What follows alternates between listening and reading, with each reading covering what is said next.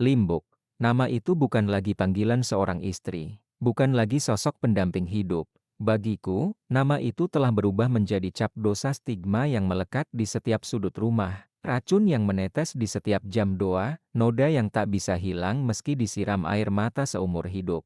Aku ingin menghapusnya, mencabutnya sampai ke akar, menguburnya dalam tanah terdalam. Namun aku tahu, tidak ada penghapus yang cukup tajam untuk membersihkan 32 tahun pengkhianatan.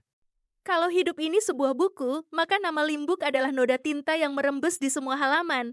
Semakin ditekan untuk ditutup, semakin jelas bayangannya. Setiap bab, setiap kalimat, selalu ada bayangan hitam itu. Aku bisa tetap tersenyum di hadapan orang. Aku masih menjalankan kewajibanku, bekerja, membiayai anak, menunaikan tanggung jawab. Tapi setiap kalimat aku bertemu wajah Limbuk, aku hanya melihat pengkhianatan yang masih hidup. Perempuan yang pernah kusebut istri yang kuberi rumah, kuberi nafkah, kutitipkan anak, kujaga nama baiknya ternyata sibuk menjajakan tubuhnya pada lelaki lain. Lebih hina lagi, bukan sekadar menjual tubuh, tapi menyerahkan hati, jiwa, dan rahimnya kepada lelaki murahan yang bahkan tak layak disebut manusia. Itulah luka abadi. Bukan sekadar diselingkuhi. Aku tidak ditikam oleh orang asing. Aku dihancurkan oleh orang yang paling kupercaya, paling kujunjung, paling kubela di hadapan dunia, oleh satu-satunya manusia yang kuberi akses penuh ke jantung hidupku. Dan tikaman itu tidak terjadi sekali. Ia diulang bertahun-tahun, tanpa rasa bersalah, tanpa penyesalan. Aku ingin marah, tapi marahku sudah habis. Aku ingin membalas, tapi luka seperti ini tidak sembuh oleh dendam. Yang tersisa hanyalah diam-diam yang penuh bara, diam yang menyimpan dendam beku. Karena aku sadar, ini bukan sekadar kesalahan, ini adalah aib permanen yang menempel seumur hidup. Seperti bangkai yang membusuk perlahan di dalam dada, baunya meresap ke tulang, ke darah, ke napas. Seperti mayat yang ditanam di dalam paru-paru, setiap tarikan napas adalah racun. Limbuk bukan kenangan indah. Ia bukan cinta masa lalu, ia hanyalah luka yang berjalan, bernapas, dan masih duduk di meja makan rumahku setiap pagi.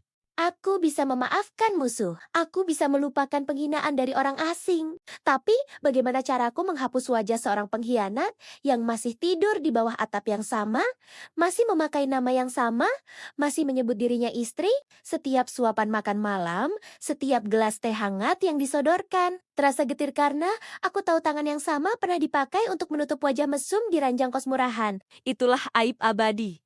Bukan karena dunia tahu, tapi karena luka itu selalu ada di depan mata. Tidak bisa dihapus. Tidak bisa dihindari. Tidak bisa ditutup. Puluhan tahun ternyata bukan perjalanan cinta, melainkan proses pembusukan yang rapi. Seolah puluhan tahun hanyalah kebetulan. Seolah rumah dibangun tanpa jiwa. Seolah anak-anak lahir tanpa cinta. Aku tidak kehilangan rumah. Aku kehilangan makna pulang. Aku tidak kehilangan pasangan. Aku kehilangan diriku sendiri. Dan kini aku mengerti, pengkhianatan tidak selalu datang membawa jeritan. Kadang ia datang dengan wajah istri, dengan suara lembut, dengan teh hangat di pagi hari. Aku tidak lagi menunggu penyesalan, karena orang seperti Limbuk tidak mengenal kata itu. Ia bukan korban, ia bukan tersesat, ia memilih. Dan pilihannya menghancurkan satu kehidupan secara perlahan. Limbuk bukan lagi dosa. Ia adalah penyakit kronis yang tak punya obat, tak punya remisi, tak punya akhir. Aku masih bernapas, tapi jiwaku sudah lama dikubur.